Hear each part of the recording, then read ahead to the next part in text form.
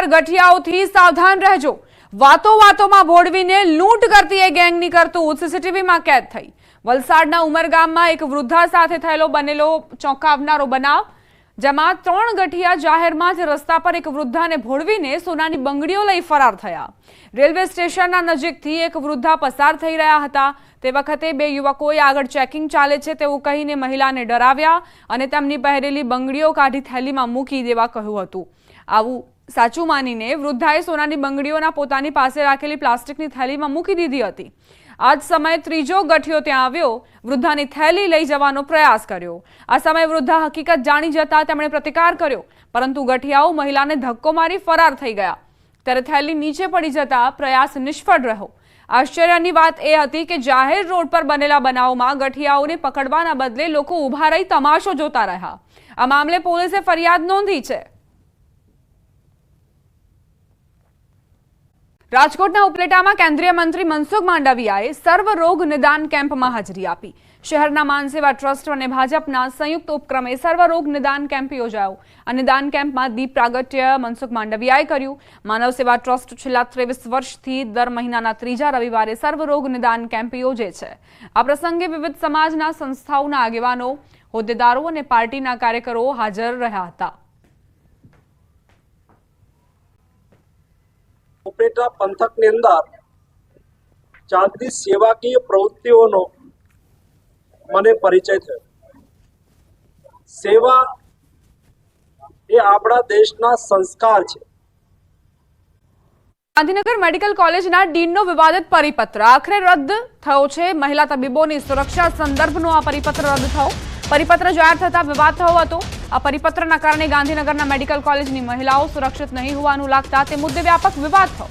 કોલકાતામાં રેપ અને હત્યાના બનાવ સંદર્ભે તાજેતરમાં ગાંધીનગર મેડિકલ કોલેજ તરફથી આ પરિપત્ર જાહેર થયો હતો, જેમાં મહિલા તબીબોએ એકલા ન રહેવા, એકલા બહાર ન નીકળવા સૂચનો કરાયા હતા, જે બાદ મહિલા તબીબોએ પણ રોષ ઠાલવ્યો હતો। મહિલાઓની સુરક્ષાના સંદર્ભે ઘણા બધા પ્રશ્નો ઉઠ્યા છે દેશભરમાં। બીજી તરફ તબીબો વિરોધ કરી રહ્યા છે અને ગાંધીનગરમાં ડીને જ્યારે આ પરિપત્ર જાહેર કર્યો તો વિવાદ થયો। સુરક્ષિત વાતાવરણ મળવું જોઈએ તેવી માંગ કરવામાં આવી મહિલા તબીબો તરફથી। ગુજરાતમાં નકલી ખાદ્ય ચીજ વસ્તુઓથી લઈ અધિકારીઓ બધું જ નકલી તમે જોઈ લીધું હશે, જે બાદ હવે ગુલ્લીબાજ શિક્ષકોની મોસમ પણ ખીલી છે। ગુલ્લીબાજ શિક્ષકો કે જે સરકારી શાળાઓમાં નોકરી કરતા હોવા છતાં રજા મૂકી કે કપાત પગારે વિદેશમાં જઈને વસવાટ કરી રહ્યા છે, જે પગાર ગુજરાત સરકારનો ખાય છે પરંતુ વસે છે વિદેશમાં। આવી જ વધુ એક ઘટના નર્મદા જિલ્લાના તિલકવાડા તાલુકાના બંદરપુરા ગામથી સામે આવી, જ્યાં પ્રાથમિક શાળાના એક શિક્ષિકા છેલ્લા 2 વર્ષથી વધુ સમયથી રજા પર ઉતરી અને અમેરિકા જતા રહ્યા છે। ન્યૂઝ 18 ગુજરાતીના રિયાલિટી ચેકમાં નીલેશ્વરી પટેલ નામની શિક્ષિકા 13 જૂન 2022થી કપાત પગાર પર રજા પર ઉતરી જઈ વિદેશમાં રહેતા હોવાનું સામે આવ્યું। અમે જ્યારે શિક્ષકોનું હાજરી પત્રક તપાસ્યું ત્યારે ખબર પડી કે યુએસએમાં જવાના કારણે કપાત પગાર પર આ શિક્ષિકા જતા રહ્યા છે। જોકે વાત એ છે કે ડીપીઓ સાથેની વાતચીતમાં જાણ થઈ કે મેડમે તો રજા જ નહોતી લીધી, જેના કારણે બાળકોના અભ્યાસ પર અસર પડી રહી છે।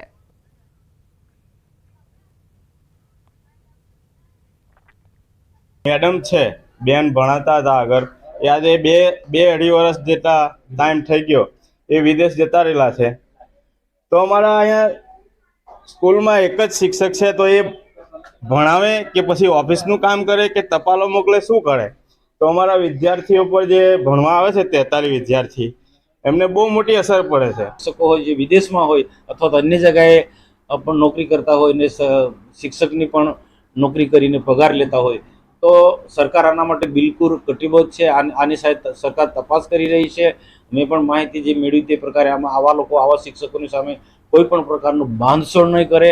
હાલ ગુજરાતભરમાં એક કિસ્સો બન્યો છે કે જે પ્રાથમિક શાળાના શિક્ષકો હોય છે જે વિદેશ જઈ અને ગુજરાત સરકારનો પગાર ખાતા હોય છે, એવો જ એક કિસ્સો નર્મદા જિલ્લામાં પણ બન્યો છે। હું તમને બતાવવા જઈ રહ્યો છે કે જે નર્મદા જિલ્લાના તિલકવાડા તાલુકાના આ જે શાળા છે અને આ શાળામાં જે શિક્ષક 2 છે અને લગભગ 46-43 જેટલા વિદ્યાર્થીઓ છે।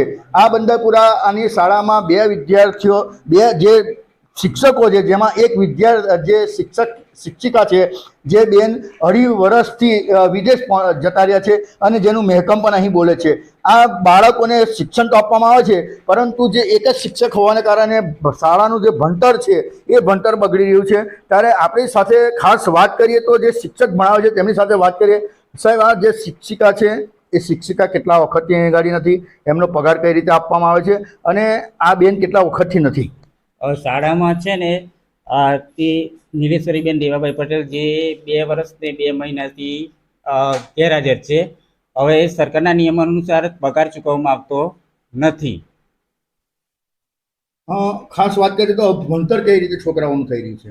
છોકરાનો હવે એક શિક્ષક છે એટલે તે રજા પર જાય કે કોઈ સામાજિક પ્રસંગ હોય તો તે બાજુની શાળાને બંદોબસ્ત કરવા માટે અહીંયા શિક્ષકે આવવું પડે છે. ગામવાસીઓ પણ ઈચ્છે છે કે વહેલી તકે આ શિક્ષિકાની જગ્યાએ કોઈ અન્ય શિક્ષકની ભરતી થાય તો શિક્ષણ સારું મળી શકે. દીપક પટેલ, ન્યૂઝ 18 ગુજરાતી, નર્મદા.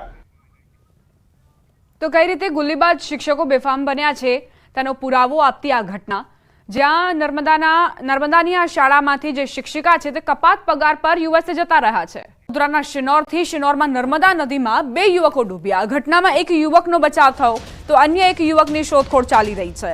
દિવેર નર્મદા મઢી ખાતે ભરૂચથી 4 યુવક ફરવા આવ્યા હતા. આ દરમિયાન હાથ પગ ધોવા ગયેલ જયદીપનો પગ લપસી જતા પાણીના વહેણમાં તણાયો હતો. જયદીપને બચાવવા ગયેલો યુવાન પણ પાણીમાં ડૂબ્યો હતો. અન્ય યુવકને પશુપાલકોએ બચાવ્યો. લાપતા જયદીપની શોધખોળ માટે પોલીસ, કરજણ ફાયર વિભાગ અને સ્થાનિક તંત્ર ઘટના સ્થળે પહોંચ્યું છે. ફાયર બ્રિગેડને સર્ચ દરમિયાન મગરોએ ઘેરી લેતા એસડીઆરએફની મદદ લેવાઈ છે. તળાવમાં કારની શોધખોળ. ખટંબા ગામના તળાવમાં કાર ખાબકી હોવાની માહિતી હતી. કાર તળાવમાં પડી હોવાનો ફાયરની ટીમને કોલ મળ્યો હતો. તળાવમાં 5 કલાકથી કારની શોધખોળ ચાલી રહી છે. કારમાં કેટલા લોકો સવાર હતા તેની હજુ સ્પષ્ટતા નથી થઈ. કાર તળાવમાં પડતા જ આસપાસના વિસ્તારના લોકોએ તાત્કાલિક જ ફાયરની ટીમને જાણ કરી હતી. ટીમ આવી પહોંચી છે. રેસ્ક્યુ ઓપરેશન ચાલી રહ્યું છે, પરંતુ હજુ સુધી કારની કોઈ જ ભાડ નથી મળી.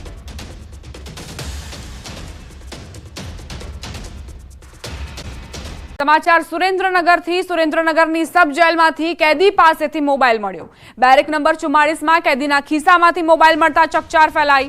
કાચા કામના કેદી અમિત ઉર્ફે ભગો હસુમેર પાસે મોબાઈલ મળતા સુરેન્દ્રનગર સિટી એ ડિવિઝન પોલીસ મથકે ગુનો નોંધાયો. સબ જેલમાં અવારનવાર પ્રતિબંધિત વસ્તુઓ મળતા જેલ સ્ટાફની કામગીરી સામે પણ સવાલો ઉઠ્યા છે. જેલ સ્ટાફની કામગીરી ખરેખર હવે સવાલોના ઘેરામાં એટલા માટે આવી છે કારણ કે વારંવારની ઘટના છે. વારંવાર કેદી પાસેથી મોબાઈલ મળવાનો સિલસિલો યથાવત જોવા મળી રહ્યો છે.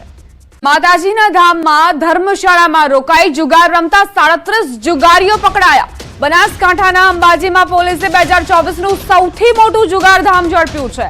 વિસનગરથી અંબાજીમાં જુગાર રમવા ગયા હતા જુગારીઓ.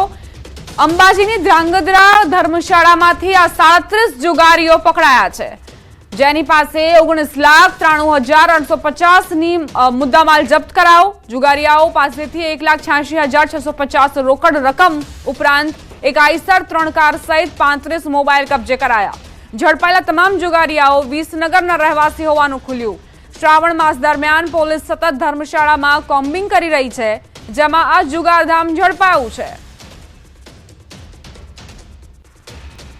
38 માણસો અને 19,93,000નો મુદ્દામાલ, જેમાં રોકડ 1,86,000 અને 37 મોબાઈલ તેમજ એક આઈસર ટ્રક, એક વેગનાર ગાડી, બીજી ક્રેટા અને એક અમેઝ ગાડી એમ અને 37 મોબાઈલ એમ ટોટલ 1,93,000નો મુદ્દામાલ જપ્ત કરેલ અને આરોપીઓને અટક કરી અને કાયદેસરની કાર્યવાહી કરવામાં આવેલ છે.